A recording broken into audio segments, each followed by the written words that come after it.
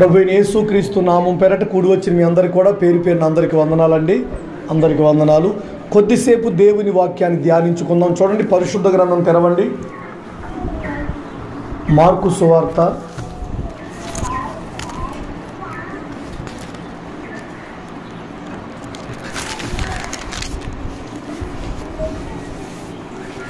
10వ అధ్యాయం. మార్కు సువార్త అండి, 10వ అధ్యాయం. చిన్నబాబు చూస్తున్నావా బైబిల్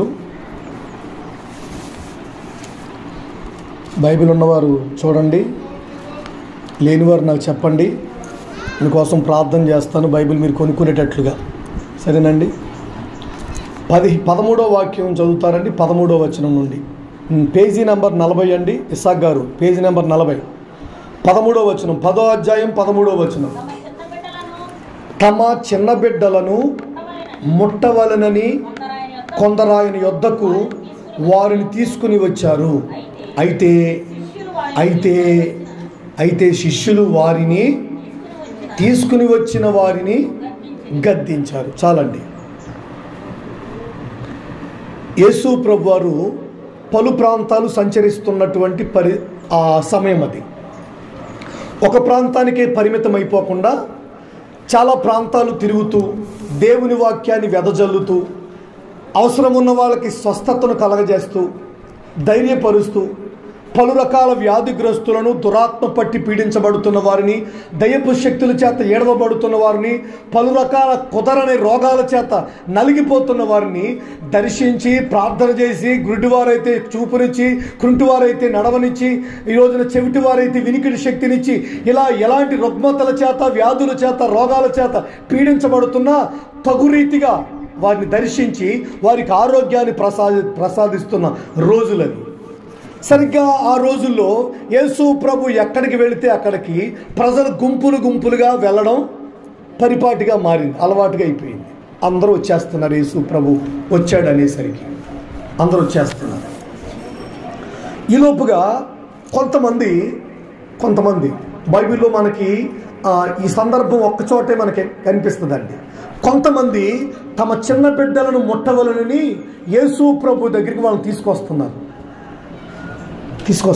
తీసుకొస్తుంటే ఈలోపుగా వీళ్ళు ఎట్లా గమనించారో, యేసు ప్రభు దగ్గర ఉండేటువంటి ముఠ వీళ్ళు ఎట్లా గమనించి యేసు ప్రభు చెబుతున్నటువంటి ఈ విషయాన్ని, యేసు ప్రభు దగ్గరికి వస్తున్నటువంటి వీళ్ళని ఈ ముఠ ఏం చేశారంటే అడ్డుకున్నారండి. ఏమని రాయబడింది అక్కడ? శిష్యులు, ఎవరన్నా మీరు ఎక్కడికి వస్తున్నారు, బయలుదేరి, ఏం పని ఇక్కడ మీకు, పక్క పండ్రా అని వాళ్ళని ఏం చేశారట? గద్దించారట. అంతేనండి. గద్దించడం అంటే ఏంటమ్మా ఎట్లా వచ్చారు అంటారా? గద్దించారట. గద్దిస్తే ఒక్కసారిగా వాళ్ళు జడుచుకుని, ఏది ఇప్పుడు సరుణం తల్లి గారు, జాన్సక్క అని జడుచుకున్నారండి. ఇప్పుడు అట్లా జడుచుకుని ఏమైపోయారు వాళ్ళు? పక్కెళ్ళిపోయారండి. ఏమండి, ఇప్పుడు పిల్లల్ని తీసుకురాకూడదా ప్రార్థనకి? మామూలుగా మాట చెప్పండి. పిల్లల్ని ప్రార్థన తీసుకురాకూడదా? తీసుకురావచ్చే. అదేం నేరం కాదే, అదేం ఘోరం కాదే. ఆధ్యాత్మిక స్థలాల దగ్గరికి, దేవాలయాల దగ్గరికి పిల్లలకి ప్రవేశం లేదని రాజ్యాంగంలో కానీ, లేదా అంటే ఇంకో దేవాలయ శాఖలో కానీ ఎక్కడ ఏ జీవో లేదే. ఏదో కొన్ని దేవాలయాల్లోనికి స్త్రీలు వెళ్ళకూడదని ఇంకోటి అని ఉంది, కానీ పిల్లలు వెళ్ళకూడదని ఎక్కడ లేదే. యేసు ప్రభు దగ్గరికి ఈ పిల్లలు వెళ్తే ఏంటంటండి? ఇప్పుడు ఏంటంటండి? ఏమంత అది నేరం, అది అంత పెద్ద ఘోరం. అది గద్దించి వాళ్ళని భయపెట్టేస్తే వాళ్ళు బెదిరిపోయి కంగారు పడిపోయి ఆగిపోయారండి. ఏమండి, ఇప్పుడు వీళ్ళ పని ఏంటండి? వీళ్ళ పని ఏంటి? యేసు ప్రభు వారు ఏది చెప్తే అది చేయడం. యేసు ప్రభు రొట్టెలు ఇస్తే పంచిపెట్టడం, చేపలు ఇస్తే పంచిపెట్టడం, లేదా జనాన్ని లైన్లో కూర్చోబెట్టడం, లేదా వచ్చేవాడిని కొస్తంత హడావిడి చేయకుండా, గలిబిలిగా రాకుండా కాస్త లైన్లో క్రమశిక్షణగా రావడం, ఇది కదా చూసుకోవలసింది. వాళ్ళ మీద అరిసి, వీళ్ళ మీద అరిసి, అమ్మ మీద అరిసి, అతని మీద అరిసి, కేకలేసి, బెదరు కొట్టేసి, కంగారు పెట్టేస్తే అసలు ఎట్లా అండి? అసలు ఈ ముఠా పని ఏంటండి? ఈ ముఠా ఏం పని అండి? ఈ ముఠాకి వచ్చేవాళ్ళందరినీ అట్లా చెదరగొట్టేస్తే, వచ్చేవాళ్ళందరూ అట్లా బెదరగొట్టేస్తే, వచ్చేవాళ్ళందరూ అట్లా గలిబిలి చేసేస్తే ఏంటండి ఈ ముఠా పని ఏంటి? అసలు వీళ్ళు ఎక్కడ ఉంటున్నారు? ఎవరి దగ్గర ఉంటున్నారు? జరుగుతున్న విషయం ఏంటి? ఆ జరుగుతున్నటువంటి పరిచర్య ఏంటి? పరిచర్యలో ఎదురయ్యే పరిస్థితులు ఏంటి? పరిచర్యలో ప్రత్యేకంగా జనాలతోనే కదా ఇంటరాక్ట్ అయ్యేదైనా, జనాలతోనే కదా పని. లేదా వంకాయలు చూస్తారా, టమాటాలు చూస్తారా, గుమ్మడికాయలు చూస్తారా, కొబ్బరికాయలు చూస్తారా? పరిచర్యలో జనాలతోనే పని. అట్లాంటిది డైలీ వారికి అదే పని కదా. అలాంటప్పుడు ఎంత సౌమ్యంగా మాట్లాడాలి, ఎంత సౌమ్యంగా మాట్లాడాలి, ఎంత కూల్గా డీల్ చేయాలి విషయాన్ని, ఎంత కూల్గా డీల్ చేయాలి. సరే, పిల్లలు గలిబిలిగా వచ్చేస్తున్నారు, అదే ఇంకేదో వచ్చేస్తున్నారు, అయితే చాలా కూల్గా దాన్ని డీల్ చేయొచ్చు కదా. అని వాళ్ళు బెదరు కొట్టేస్తే, కంగారు పెట్టేస్తే, బెదిరిపోయి జడుచుకుని, జ్వరం వచ్చేద్దాం ఒకసారి, వస్తారా? రాదా? జడుచుకుంటే రాదండి. కరెంటు పోయింది, ఆ తమ్మం కాడి నుంచి ఈ తమ్మం కాడికి వెళ్ళే లోపు నీకేదో పట్టేసినట్టు అని బెదిరిపోతావు ఒకసారి. ఆ పిల్లల్ని బెదరగొట్టేస్తే అసలు ఎట్లా ఉంటుందండి? ఏమండి, ఇప్పుడు అట్లా బెదరగొట్టేశారు, అలా అరిసేశారు, తీసుకొచ్చిన వారిని గద్దించారట. ఇప్పుడు ఈ పిల్లల తల్లిదండ్రులు ఉంటారు అక్కడ, ఉంటారు కదండి. ఇప్పుడు వాళ్ళు ఏం ఫీల్ అవుతారు అసలు? మీరు చెప్పండి, ఏం ఫీల్ అవుతారు వాళ్ళు ఏం ఫీల్ అవుతారు? ఇదేంటి, ఏం చేశారు పిల్లలు? ఏం చేశారు? ఒక రకంగా ఇంకో మాట చెప్పిన మీకు, వాళ్ళనన్నా బాధపడరేమో కానీ వాళ్ళ పిల్లలంటే బాబోయ్ తెలియదు మీకు.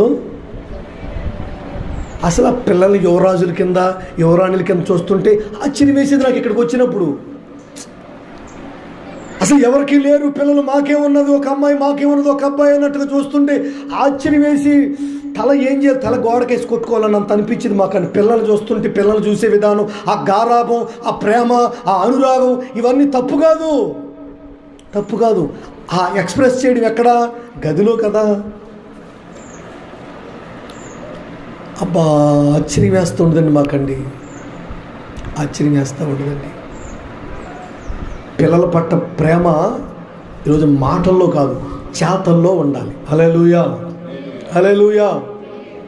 ఏమండి, అమ్మమ్మలకైనా, నానమ్మలకైనా, తాతలకైనా, తాతయ్యలకైనా, తాత వేరు తాతయ్య వేరు, తాతయ్యలకైనా, అమ్మమ్మకైనా, నానమ్మకైనా, ఈ రోజున లేదా తండ్రికైనా, తల్లికైనా, ఎవరికైనా సరే ప్రేమలు ఉండొచ్చు, తప్పేం కాదు, అది ప్రకృతి సహజం.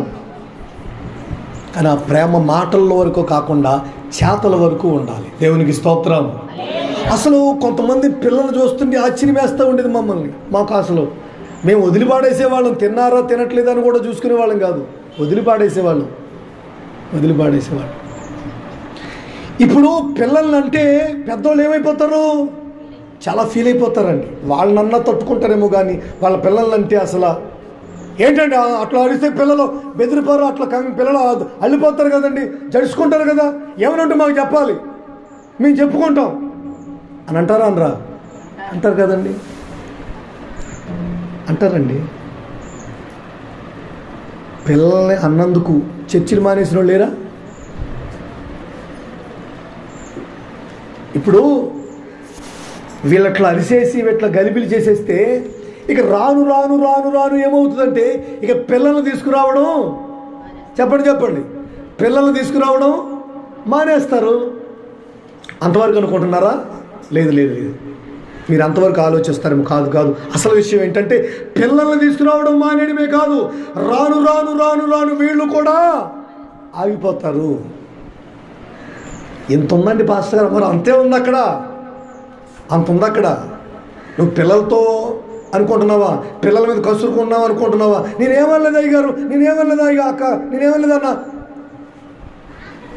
పిల్లలతో పోద్దు అనుకుంటున్నారా? తర్వాత వీళ్ళు కూడా రావడం మానేస్తారండి.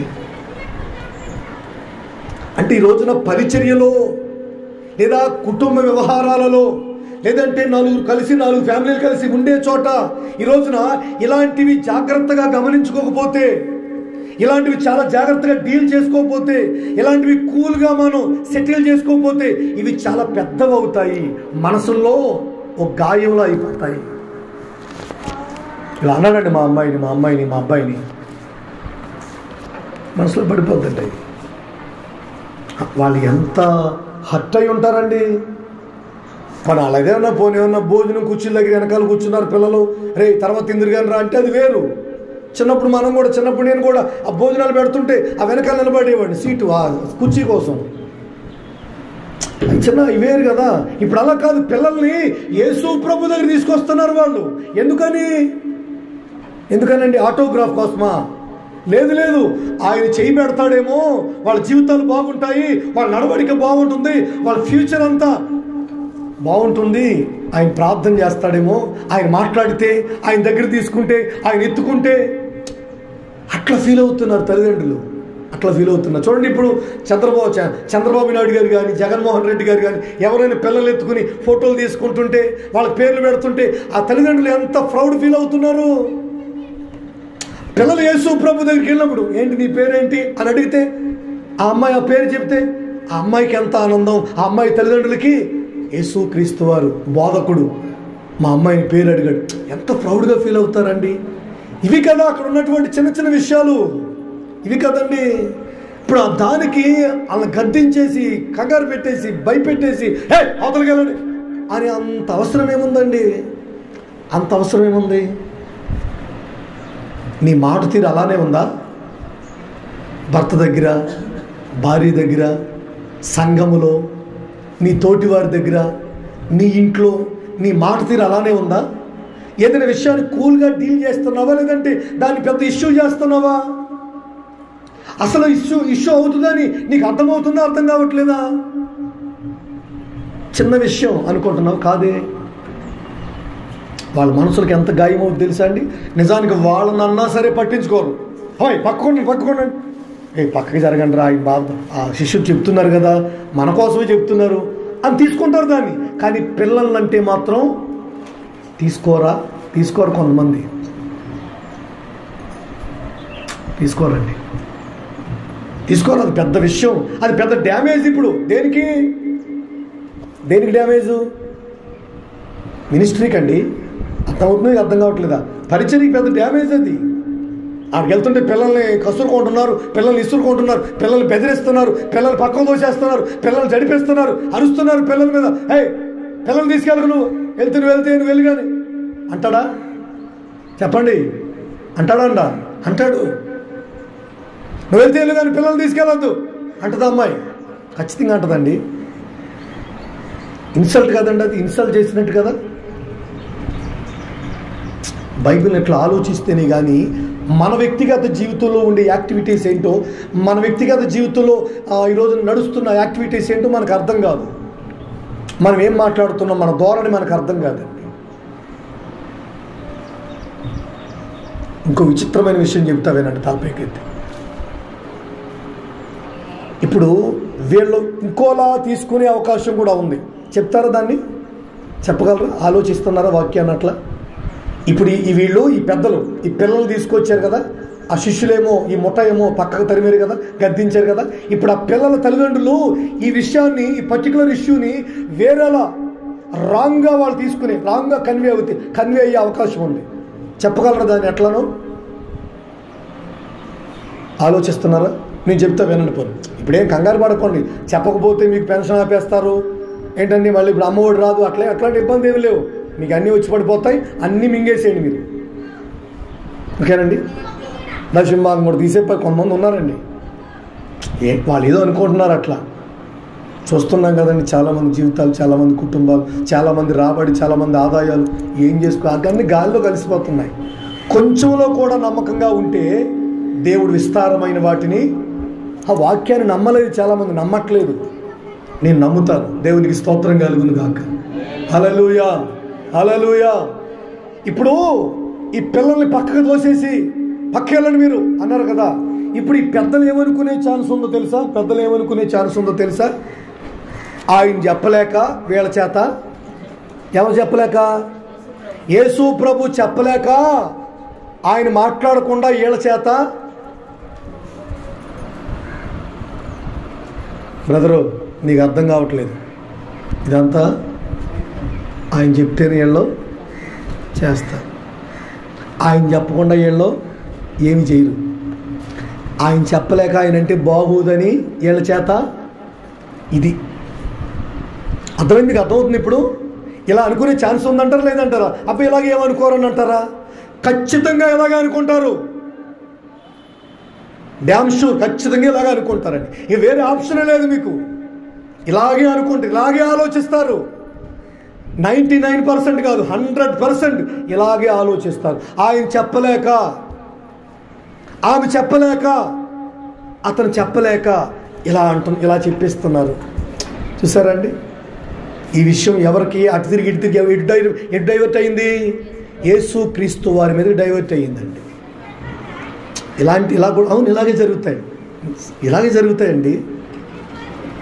ఇలాగే జరుగుతాయి. నీ కుటుంబంలో కానీ, నీ వ్యక్తిగతను ఎంచుకున్న ఏ రంగంలో కానీ ఇలాంటి సిచ్యువేషన్స్లో నీవు ఎలా ఆలోచిస్తున్నావు, ఎలా మాట్లాడుతున్నావు, విషయాన్ని ఎట్లా డీల్ చేస్తున్నావు, ఎలా రిసీవ్ చేసుకుంటున్నావు విషయాన్ని చూడు. రాంగ్గా కన్వే అయితే ఇక మళ్ళీ వస్తారా వాళ్ళు మందిరానికి? మళ్ళీ వస్తారా చర్చికి? ఆ పాస్టర్ గారు చెప్పలేక వీళ్ళతో చెప్పించాడంటే అనుకుంటే వాళ్ళు, ఆయన చెప్పలేక వీళ్ళతో చెప్పేస్తున్నాడు అని అనుకుంటే, అట్లా తీసుకుంటే, నువ్వు తొందరపడి ఏదో మాట్లాడిన మాటని, నేను తొందరపడి మాట్లాడిన మాటని పాస్టర్ గారు చెప్తుంటుంది, ఈయన చెప్తుంటాడు, పాస్టర్ గారు చెప్పలేక ఏం చెప్పింది, ఎట్లా అనుకుంటే ఈ ఛాన్స్ కూడా ఉందండి. ఇలా ఉంది. ఇంతకీ ఇదంతటికి కారణం ఎవరు? శిష్యుల ముఠ అండి, వీళ్ళండి. అంటే ఈ రోజున మనకు సంబంధం లేకపోయినా, హలో, నీకు సంబంధం లేకపోయినా వచ్చి నీ మీద పడిపోయే అవకాశాలు ఉన్నాయి. నిజానికి నీకు ఏ నేరం, ఏ పాపం, ఏ తప్పు, ఏ పొరపాటు ఒక్క మాట కూడా నువ్వు అనుండవు. కానీ నీకు సంబంధం లేని విషయాన్ని కూడా కొన్నిసార్లు నువ్వు మొయ్యాల్సి వస్తుంది. ఇలాంటి వ్యక్తులుంటే యేసు ప్రభువుని అనుకునే ఛాన్స్ లేకపోలేదు. కనుక నీ మాటల వల్ల పరిచర్య మీదకి వచ్చే ప్రమాదం ఉంది. నీ మాటల వల్ల దైవజనుడి మీదకి వచ్చే ప్రమాదం ఉంది. నీ మాటల వల్ల ఈ రోజున నడిపించే వారి మీదకి వచ్చే ప్రమాదం ఉంది. నీ మాటల వల్ల ఈ రోజున కూటం ప్రారంభించి ముగించే వారి మీద కూడా లేనిపోని సమస్యలు, నిందలు వచ్చే అవకాశం ఉంది. నీ మాటల వల్ల ఇచ్చేవారు, నీ మాటల వల్ల వచ్చేవారు, నీ మాటల వల్ల చేసేవారు కూడా లేనిపోని చిక్కుల్లో పడి, లేనిపోని అపార్థాలు, లేనిపోని నిందలు వాళ్ళు కూడా పడాల్సి వస్తుంది. నీ అజాగ్రత్తగా మాట్లాడడం, నీ అజాగ్రత్త మాటల వల్ల.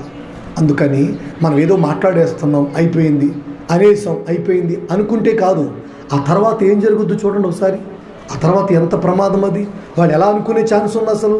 హర్ట్ అయిపోయి ఫీల్ అయిపోతే, ఆ తర్వాత వాళ్ళు రావడం మానేస్తే, పిల్లలు కూడా రావడం మానిపించేస్తే, వాళ్ళు కూడా ఆగిపోతే, ఇంకో 10 మందికి చెప్తే వీళ్ళ కాదు ఆయన అనిపిస్తున్నాడు, ఆయన అనలేక వీళ్ళతో అనిపిస్తున్నాడు అని అట్లా తీసుకుంటే ఎంత ఇబ్బంది అండి పరిచర్యకి. నిజానికి ఏ పాపం పుణ్యం తెలియని యేసు ప్రభు వారిని కూడా అనుకునే ఛాన్స్ ఉంది కదా.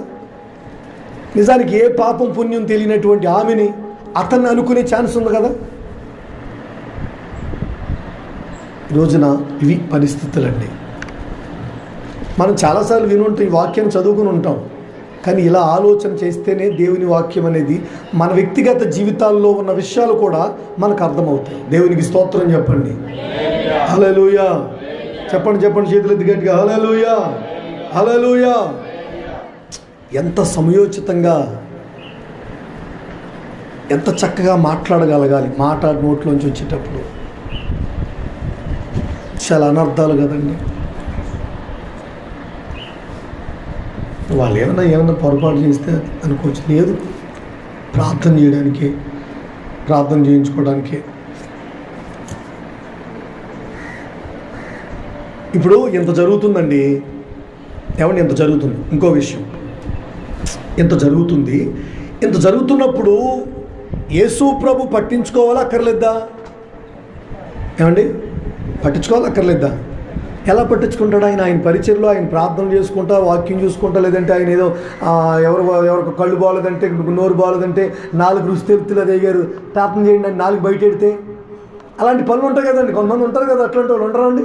తిక్కలుగా వాళ్ళకి ప్రార్థన చేయాలి. ఈలోపు ఇక్కడ జరుగుతున్న తంతు, ఇక్కడ జరుగుతున్నటువంటి ఈ కార్యక్రమాల గురించి యేసు ప్రభు గమనించుకోకపోతే చాలా ప్రమాదం కదా. వాళ్ళు నిజంగానే ఇవన్నీ అపార్థం చేసుకునే ఛాన్స్ ఉంది, అపార్థం చేసుకునే అవకాశం ఉంది. ఇవన్నీ యేసు ప్రభు గమనించుకోవాలా? అక్షరాలా గమనించుకోవాలి. కిషోర్ ప్రారంభించి ఆరాధన ప్రారంభిస్తున్నాం. ఎవరు వస్తున్నారు? వారం వారం వారం వారం ప్రతిదీ ఒక ఎనాలిసిస్. ఎవరెవరు వస్తున్నారు, ముందు ఎవరెవరు పాటలు ఇస్తున్నాం, పోయిన వారం ఎవరు పాడారు, ఈ వారం ఎవరికి ఇవ్వాలి, ఇంత అవగాహనతో ఉండాలండి. ఎన్నో సంవత్సరాలుగా వాక్యం చెబుతున్నాను. చెప్పిన వాక్యమే చెప్పుకుంటూ పోతే, చెప్పిన విషయాలే చెప్పుకుంటూ ఉంటే నాకు ఒక అవగాహన ఉండాలి. మైక్ సెట్ పెట్టినా, డ్రమ్ము వాయించినా, ఏ పాట పాడుతున్నారు, దానికి ఏ తాళం వాయించాలి, ఎంత, ఇది ప్రతిదీ కూడా మనం చాలా విషయాలు బయట గమనించుకుంటాం. అలానే యేసు ప్రభు కూడా ఈరోజు తన చుట్టూ ఏం జరుగుతుందో గమనించుకోవాలి. ఓ భార్యగా, ఓ భర్తగా, ఓ చర్చ్ మెంబర్గా, ఓ నడిపించే ఓ నాయకుడిగా ఇక్కడ యాక్టివిటీస్ అన్నీ గమనించుకుంటూ నీ వ్యక్తిగత జీవితంలో మనం ముందుకు అడుగులు వేయాలి. దేవునికి స్తోత్రం. ఏమైనా అడిగారు, అది ఏమైంది మరి నేను చూసుకోలేదని చిర్ర అందండి. ఏంటి చిర్ర ఉంది? చూసుకోవద్దు, కాలిపోతుంటే. ఏదో వాసన వచ్చిందండి. వాసన వస్తే ఏంటి కాలుతున్నారు, ఎవరో ఏంటి కాల్చేది తెలియద్దు. గమనించుకోవాలి కదండి. నేనైనా, మీరైనా, చిన్నవారైనా, పెద్దవారైనా అందరం గమనించుకోవాలి కదా. దేవునికి స్తోత్రం కలుగుతుంది కనుక. హల్లెలూయా. యేసు ప్రభు అది చూసేశాడు. చూస్తారా వాక్యాన్ని? యేసు అది చూసి ఆయనకి లేచిందట. ఇక చూశాడు ఆయన. చూడాలి బ్రదర్, చూడాలి, చూసుకోవాలి. అట్లా శ్రద్ధ అనుకోలేదండి. మరి ఎట్లా శ్రద్ధ అనుకున్నావు? అన్నీ చూసుకోవాలి అక్క, చూసుకోవాలి. యేసు అది చూశాడా అంటే తను ఏ పనిలో ఉన్నా, తను ఏ బాధ్యతలు, తన పరిచర్యలో ఎక్కడున్నా ఇవన్నీ కూడా గమనించుకుంటున్నాడా? అవును, గమనించుకోవాలి. మనకు పాట సమయం ఇచ్చారు, ఈలోపుగా పాట తీస్తున్నాం, ఈలోపు ఎవరో వచ్చారు. అప్పుడేం చేయాలి? వెంటనే పోయిన వారం పాడదనుకోండి, మీకు ఇట్టే అంత అవగాహన ఉందా నీకు? ఎక్కడది? ఈయన ప్రార్థన చేస్తే ఈసారి ఈయన ప్రార్థన చేయమనిద్దాం, ఈమెకు ప్రార్థన చేయమందాం. ఎందుకంటే ఇన్ని సమస్యలు ఉన్నాయి, కుటుంబాలు ఇన్ని విషయాలు ఉన్నాయి. ఇవన్నీ దేవుని మందిరంలో చెప్పి ప్రార్థన చేపిద్దాం. ఇలాంటి ప్రత్యేకమైనటువంటి ఒక గ్రహింపు మనకు కావాలి. ఆమేన్. హల్లెలూయా. గమనించుకోకపోతే ఏం జరుగుతుందో, మన చుట్టూ ఏం జరుగుతుందో గమనించకపోతే చాలా ప్రాబ్లమ్స్ ఫేస్ చేయాల్సి వస్తుంది కదండి. గమనించుకోకపోతే. త్రోవ పక్కన ఉన్నవాడు ఏం విన్నాడట? త్రోవ పక్కన ఉన్న గుడ్డివాడు. మీకు చెవు పట్టుకున్నా సరే మీకు ఇంకా సెన్స్ లేదు. మీకు అసలు చెవు పట్టుకున్నానంటే దాని అర్థం ఏంటి? ఏం విన్నాడని? చప్పుడు విన్నాడు. ఎవరెట్టిపోతే అతనికి ఎందుకు? ఎవరెట్టిపోయినా పట్టించుకోడు. ఒక్కరు పోతున్నా అర్థమవుద్ది, ఇద్దరు పోతున్నా అర్థమవుద్ది, ఎక్కువ మంది పోతున్నా వేరే ఆ సౌండ్ని అనాలిసిస్ చేస్తాడు, ఆ సౌండ్ని బేరేజ్ వేసుకుంటాడు, ఆ సౌండ్ని చూడండి, ఆ సౌండ్ని అండర్స్టాండ్ చేసుకుంటాడు. ఎట్లా, ఏంటి, ఇది ఎంత సౌండ్ వస్తుంది, ఇట్లా. అయ్యో గుడ్డోడు కదా, తావు పక్కన కూర్చొని అడుక్కుంటున్నాడు కదా, వాడికి ఎంత నాలెడ్జా, ఎంత ఇంటెలిజెంటా, ఎంత అవగాహన. అవును, అంత అవగాహన ఉండబట్టే ఆ రోజున జీవితం బాగుపడిందా లేదా? మరి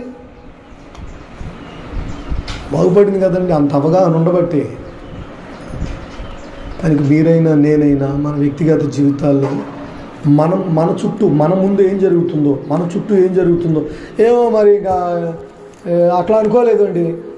అట్లా అలా ఆలోచించలేదండి. ఇవేనా స్కూల్ పిల్లలు చెప్పినట్టు ఇవేనా సాకులు? యేసు అది చూసి ఏం చేశాడు? వెంటనే కోప్పడ్డాడటండి. కోప్పడేమన్నాడు? చిన్న బిడ్డలు నా యొద్దకు రానివ్వండి, వారిని ఆటంకపరచవద్దు అన్నాడా?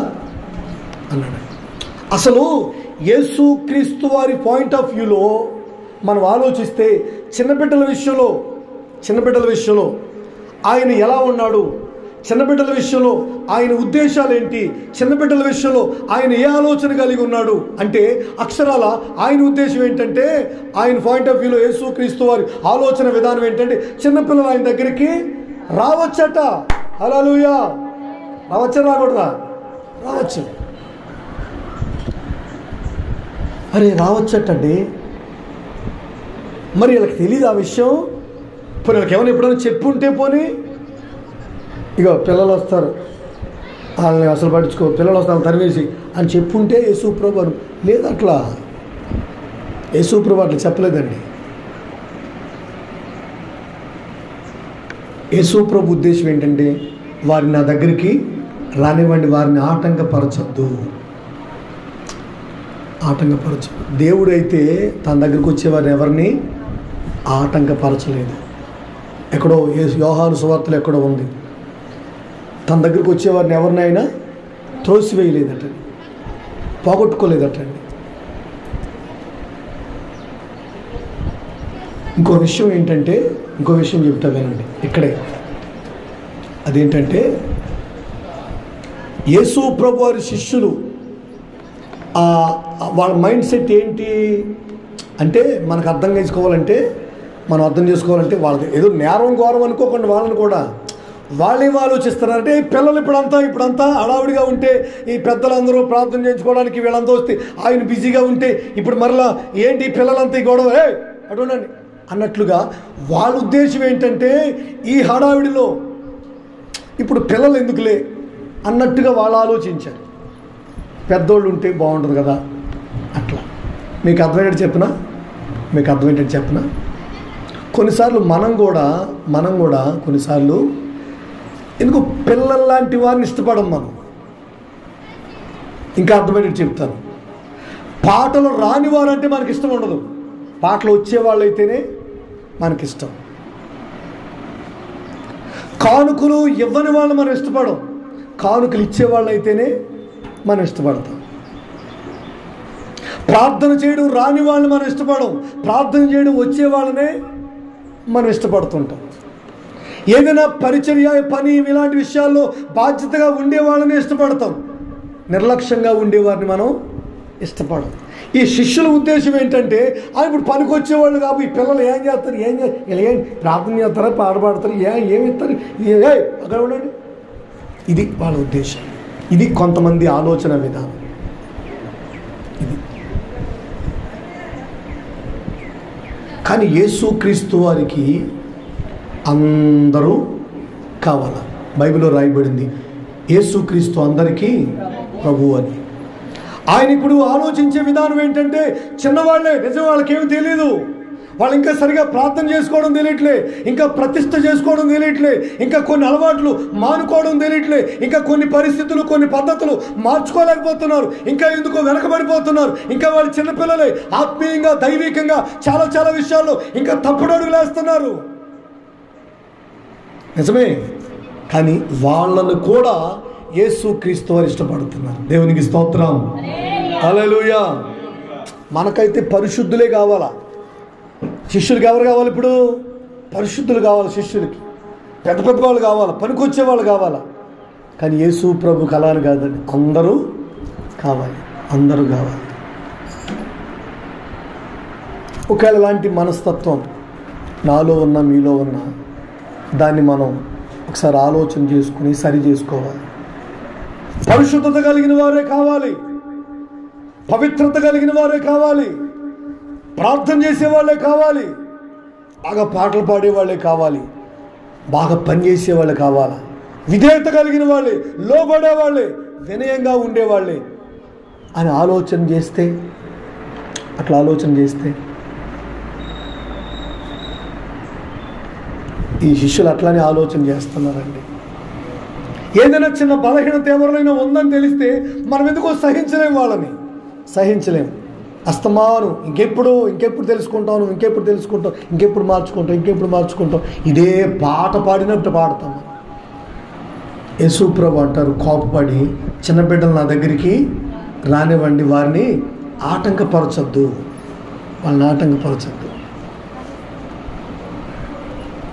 చాలామంది నీ మాటల వల్ల, చాలామంది నీ బిహేవియర్ వల్ల, చాలామంది నీ చూపుల వల్ల అదో హీనంగా, అదో లెక్కలేనితనంగా వాళ్ళని చూసేసరికి పాటలు రావని, ప్రార్థన చేయడం రాదని, ఇంకా కొన్ని అలవాట్లు మానుకోలేదని, ఇంకేదో సంథింగ్ ఇంకేదో కొన్నిసార్లు వాళ్ళని ఒకలా హీనంగా నువ్వు చూస్తుంటే అవి తట్టుకోలేక కొంతమంది ఏమైనా ఇబ్బంది పడ్డారేమో ఒకసారి ఆలోచించుకోరాదు. యేసు ప్రభు అయితే వాళ్ళని ఆటంకపరచొద్దు అంటున్నాడు. నువ్వు ఆత్మీయంగా జ్ఞానం కలిగి, తెలివి కలిగి, వయసు చిన్నదైనా పెద్ద మనసు కలిగి నువ్వు ఉన్నావు, ఓకే రైట్. కొంతమంది ఇంకా చిన్న పిల్లల్లానే ఉండిపోతున్నారు, ఇంకా చాలామంది చిన్నపిల్లలానే ఉన్నారు. దైవికమైన ఆత్మ సంబంధమైన విషయాల్లో ఇంకా ఎందుకో ముందుకు త్వరగా నడవలేక, పరిగెత్తలేక, ఆ ఆత్మీయ అనుభవాల్లో, ఆ దర్శనం కలిగిన అనుభవాల్లో నిలదొక్కుని ఆ పందెపు రంగంలో ఓపికతో పరిగెత్తలేని వాళ్ళు ఉన్నారు. అయినా సరే నీవైతే వాళ్ళని దేవుని దగ్గరికి వచ్చే విషయంలో నీవైతే ఆటంకపరచకూడదు. రాని వాళ్ళని దేవుడు చూసుకుంటాడు. ఎక్కడో బైబిల్లో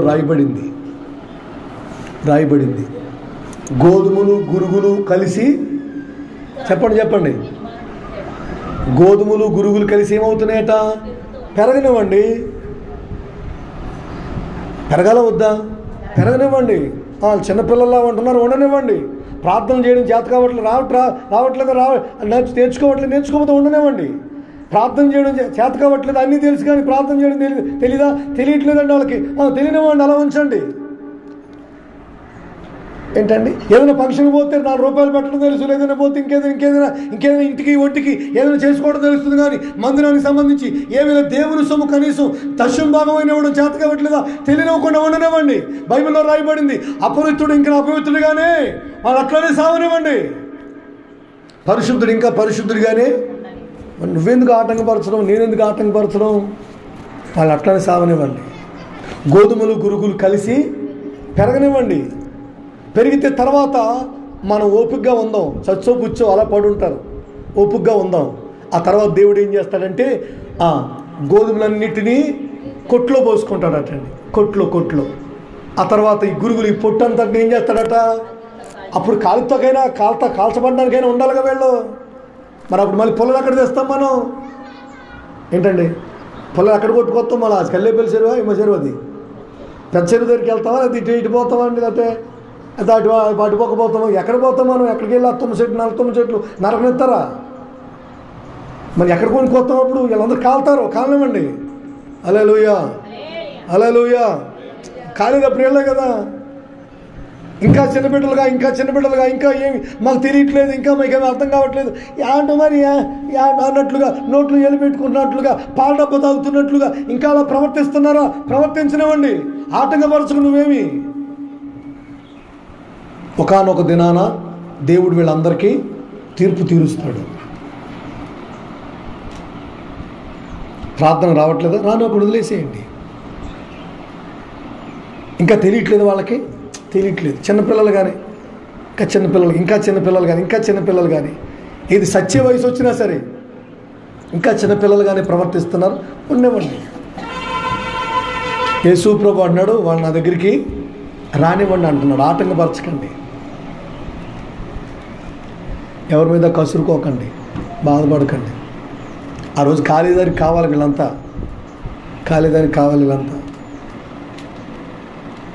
మరి మంట సరిగ్గా లేకపోతే వీళ్ళందరూ ఉంటేనే మంట బొగ మండుతాయి. హల్లెలూయా.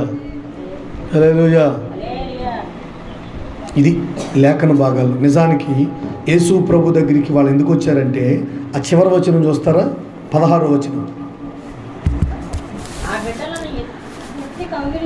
ఆ బిడ్డలను ఎత్తి కౌగిలించుకొని వారి మీద చేతులు ఇచ్చి, చూసారండి యేసు ప్రభు దగ్గర ఎందుకు తీసుకొచ్చారు వాళ్ళని? నిజానికి ఆయన ఆశీర్వదిస్తాడని తీసుకొచ్చారు, కానీ వీళ్ళకి మాత్రం బాధ కలిగింది. ఏదేదో అనేశారు, ఈ లోపు ఎంత గందరగోళం అండి. అక్కడికి యేసు ప్రభు కలగ చేసుకోకపోతే అది ఎంత ఇష్యూ అయ్యేదో, అదంతా ఎంత బ్యాడ్ చేసేవారో. అది తీసుకెళ్ళామండి పిల్లలకు ప్రార్థన చేయడంట ఆయన, పెద్దోళ్ళకి అయితేనే. అట్లాంటివి ఏముందండి పాపం, ఏముంది? దెయ్యం పట్టింది, ప్రార్థన చేశాడు, దెయ్యం వెళ్ళిపోయింది. దానికి ఏమన్నారు చెప్పండి? ఏమన్నారు? ఈ దెయ్యాలకి లీడర్ అన్నారండి. అసలు ఎవరన్నా అట్లా అంటారా? దెయ్యం పట్టింది, ప్రార్థన చేస్తే దెయ్యం పోయింది, అమ్మో దేవుని మహిమ ఇతని దగ్గర ఉంది, ఇతను దేవుని కుమారుడు, నిజంగా ఇతని దగ్గర ప్రార్థన చేయించుకుంటే స్వస్థత వస్తుంది అలా అన్నారు అంటే అలా అనలేదు. దెయ్యం ప్రార్థన చేస్తే దెయ్యం పోయిందా అంటే ఇది అంతకంటే చెప్పండి, అంతకంటే పెద్ద దెయ్యం. అందుకని చిన్న దెయ్యాలు ఇతని మాట చూసారా? ఎట్లా ఒక విషయాన్ని ఎట్లా ట్విస్ట్ చేస్తున్నారు చూడండి, ఎలా ట్విస్ట్ చేస్తున్నారు. అట్లా ఎలా కావాలితే అట్లా మార్చేస్తారండి విషయాన్ని. అట్లా దాన్ని రాంగ్గా కన్వే అయ్యేటట్లుగా దాన్ని పోర్ట్రేట్ చేసేస్తారు విషయాన్ని.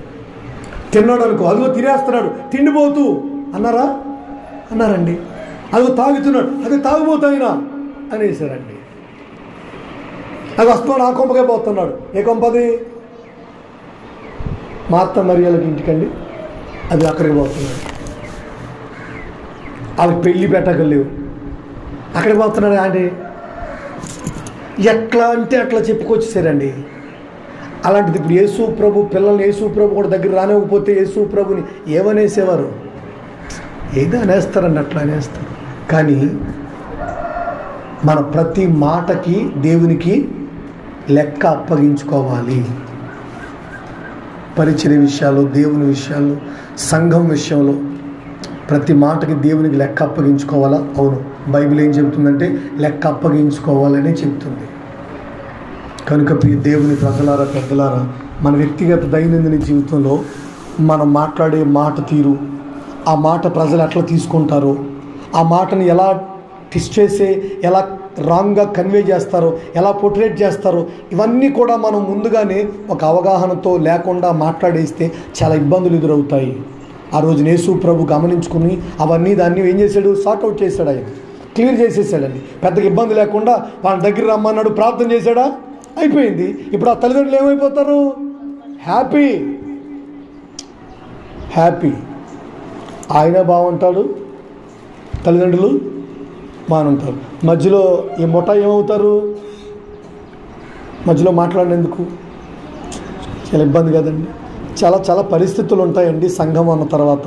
ఇవన్నీ కూడా ఏ మాటను ఎలా తీసుకుంటారో, ఎలా తీసుకో అవకాశం ఉందో ఇవన్నీ గమనించుకుంటే చాలా మంచిది. దేవునికి స్తోత్రం, హల్లెలూయా.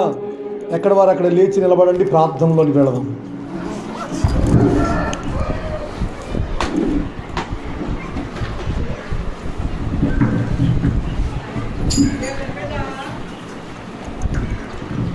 హల్లెలూయా, స్తోత్రం స్తోత్రం.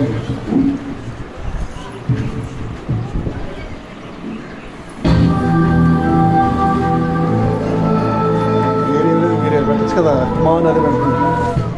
హల్లెలూయా, స్తోత్రమయ్యా. దయగలిగిన తండ్రి మీకు స్తోత్రం. ప్రియ సోదరి సహోదరులారా, పెద్దలారా, పరిశుద్ధ గ్రంథంలో కొన్ని మాటలు మనం ఆలకించాం కదా, అవి మన వ్యక్తిగత జీవితానికి చాలా ప్రయోజనకరమైన విషయాలు. ఇటు కుటుంబంలోనూ ఇటు పరిచర్యలోనూ మనం ఏ పాత్ర పోషించాలో, ఏ విధంగా మాట్లాడాలో, ఎన్ని కోణాల్లో గమనించుకోవాలో, ఒక్కో మనిషి ఏ విధంగా తీసుకుంటారో ఆ మాటని, ఇలా చాలా విషయాలు మనం గమనించుకోవాల్సింది.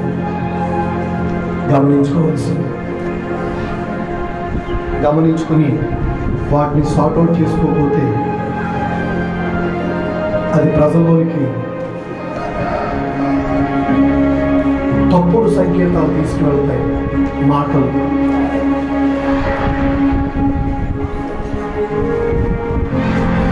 కనుక మన నోటి మాట చాలా కొంచెంగానే ఉండాలి, అది కూడా చాలా ఆశీర్వాదకరంగాను ప్రయోజనకరంగాను ఉండాలి.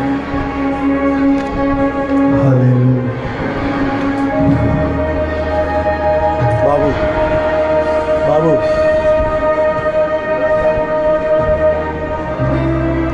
కొన్ని మాటలు చెప్తూ ఉన్నాను. హల్లెలూయా.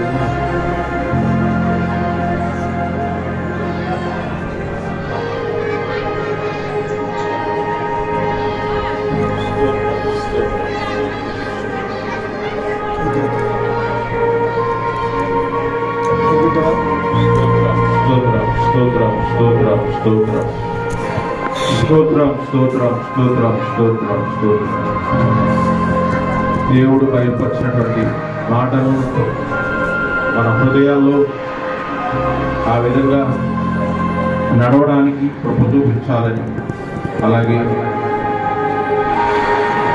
బిడ్డలను ఆటంకపరిచినప్పుడు దేవుడు ఆ బిడ్డలను ఎత్తుకొని ఆశీర్వదించినటువంటి ఆ పరిస్థితులు ఉన్నాయి మా జీవితంలో కూడా. ఆయన అటువంటి పరిస్థితులకి అర్హులుగా యోగ్యులుగా నిలబడాలని నాయన యేసయ్య ఈ పాదాల చెంత నాయన ఆయన మిమ్మల్ని ఆరాధిస్తున్నాం ప్రభువా.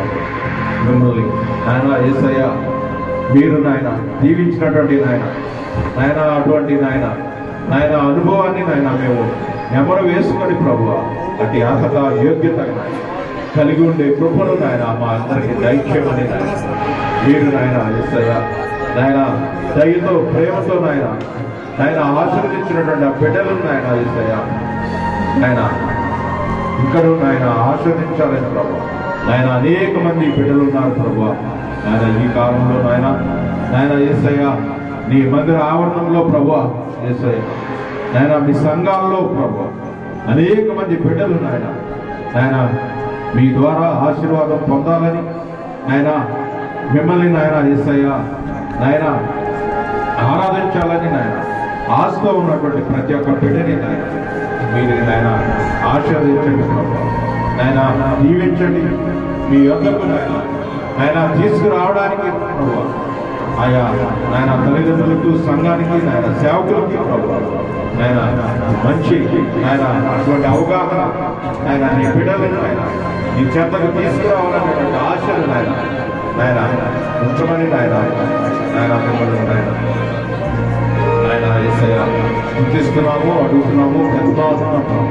అటువంటి అనుభవాల్లో ఆయన అటువంటి స్థితిలో మేము ఉండి ఆయన ఆ చిన్న బిడ్డలను ఆటంకపరచకుండా ప్రభు ఆయన మీ చెంతకు తీసుకొచ్చి ప్రభు వారు ఆశీర్వాదం పొందినట్లు ప్రభు వారి భవిష్యత్తు ఆశీర్వాదకరంగా మారినట్లు మీరే ఆయన దీవించి ఆశీర్వదించమని ఆయన మేము ఆయన వినేటువంటి వాక్యాన్ని ఆయన నెమరు వేసుకుంటూ అటువంటి అనుభవాల్లో ఆయన ప్రతి ఒక్కరు జీవించాలని కోరుతున్నాం ప్రార్థన చేస్తున్నాం. వినేటువంటి వాక్యాన్ని బట్టి మనం చేస్తున్నటువంటి క్రియలు, మనం చేస్తున్నటువంటి పనులు దేవుడు గమనిస్తూ ఉండగా మనం ఎవరిని ఆటంకపరచకుండా ఆయన చెంతకు తీసుకురావాలని సంఘాన్ని అనేక మంది ప్రజలను, చిన్న బిడ్డలను, అనేక మంది ఆయన నామాన్ని ఎరగని వారిని ఆయన మందిరానికి, ఆయన సంఘానికి నడిపించాలని మనం విమర్శలు చేస్తూ ప్రార్థన. స్తోత్రం స్తోత్రం పరిశుద్ధుడా కృపగల దేవా ఈ ఘనమైన నామానికి మరి ఒకసారి స్థితులు చెల్లించుకుంటున్నాం. ఆయన మీరు మాతో మాట్లాడడం ప్రతి వాక్కును బట్టి మీకే స్తోత్రం ప్రభు. ఆయన నాకు ప్రేమించి ప్రభు మాకు ఈ సమయాన్ని ఇచ్చి ఆయన మిమ్మల్ని ఆరాధించే స్థితిని, అటువంటి ఘనతను, అనుభవాన్ని మాకు అనుగ్రహించినందుకు మీకు స్తోత్రం. అనేక మందికి నాకు ఈ అనుభవాలు లేవు ప్రభు. ఆయన మీ ప్రేమను పొందే అటువంటి స్థితిని ప్రతి ఒక్కరికి దయచేయండి ప్రభావ. మీ నామాన్ని ఎరగని వారు, మిమ్మల్ని ఆయన యేసయ్యా తెలుసుకుని వారు ఇంకా అనేక మంది ఉన్నారు. వారందరితో మీరు మాట్లాడి ప్రభావ వారి వారి జీవితాల్లో అనేక కార్యాలు చూపుటకు, ఆశీర్వాదం పొందుటకు, ఆయన మీ మందిరానికి నడిపింపడానికి మీరే కార్యాలు ప్రతి ఒక్క కుటుంబంపై ఆయన జరిగించమని ఆయన ప్రార్థిస్తున్నాము. అలాగే ఆయన మీరు ఆయన విత్తినటువంటి వాక్కును బట్టి ఎవరిని ఆటంకపరచవద్దని మీ లేఖనాలు సెలవించిన రీతిగా ప్రభావ ఆయన ఎవరు ఏ అపార్థాలు చేసుకోకుండా ప్రభావ సమాధాన పడి ఎవరిని ఆటంకపరచకుండా ఆయన అనేక మందిని ఆయన మీ మందిరానికి ఆయన పరిచర్యకు ఆయన ప్రేరేపించే అనుభవాన్ని ప్రతి ఒక్క హృదయానికి దైత్యమని మీరు మాతో మాట్లాడినటువంటి ఆయన వాక్కును బట్టి మీకు కృతజ్ఞతలు చెల్లించుకుంటున్నాం ప్రభావ. ఆయన అటువంటి అనుభవాల్లో నేను కృప మాకు దయచేయండి, ప్రతి ఒక్కరికి సమృద్ధి దయచేయండి, ప్రతి ఒక్కరిని ఆశ్రయించండి, ప్రతి ఒక్క కుటుంబాన్ని జ్ఞాపకం చేసుకుని చిన్న బిడ్డల నుంచి పెద్దల వరకు ఆయన యజమానుల నుంచి ఆయన కుటుంబంలో ఆయన ఉన్నటువంటి ప్రతి ఒక్కరిని ఆయన జ్ఞాపకం చేసుకుని మీరు పేరు పైన జీవించి ఆశ్రయించి ఆశీర్వాదాలకు మీరు అర్హులుగా ఆయన అటువంటి స్థితిని మీరు కలిగి మాకు దయచేయమని ఆయన మీరు ఆయన ఇచ్చినటువంటి వాక్కులు మరొకసారి నెమరు వేసుకుంటూ ముందుకు సాగి కృపను మాకు దయచేయమని ఆయన ప్రార్థిస్తున్నాము. ఆయన మీ దాసాన్ని తీసుకొచ్చి మీ వాక్కులు అందించారు. మీకే స్థుతులు స్తోత్రాలు. ఇక్కడ ఆయన చిత్తప్పుడు ఆరాధన మార్గమంతలో మీరే తోడుగా ఉన్నారు.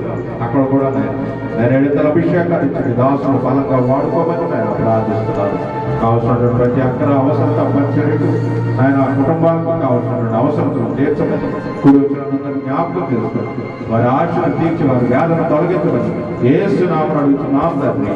ఆమేన్. ఆమేన్. ఆమేన్. మన తండ్రి అయిన దేవుని ప్రేమ, కుమారుడైన యేసుక్రీస్తు వారి కృప, పరిశుద్ధాత్ముని సన్నిధి సహవాసం ఎల్లప్పుడు సకల పరిశుద్ధులకు ఈ ఆరాధన కార్యక్రమంలో పాల్పొందిన పెద్దలకు చిన్నలకు ఆయన కృపా సమాధానములు సదా తోడే నడిపించును గాక. ఆమేన్. చిన్నమండి చేతులెత్తి హల్లెలూయా, హల్లెలూయా, హల్లెలూయా. అందరికి మరొకసారి పేరు పేరున వందనాలండి. ఒకరికొకరు వందన సమర్పణ చేసుకోండి.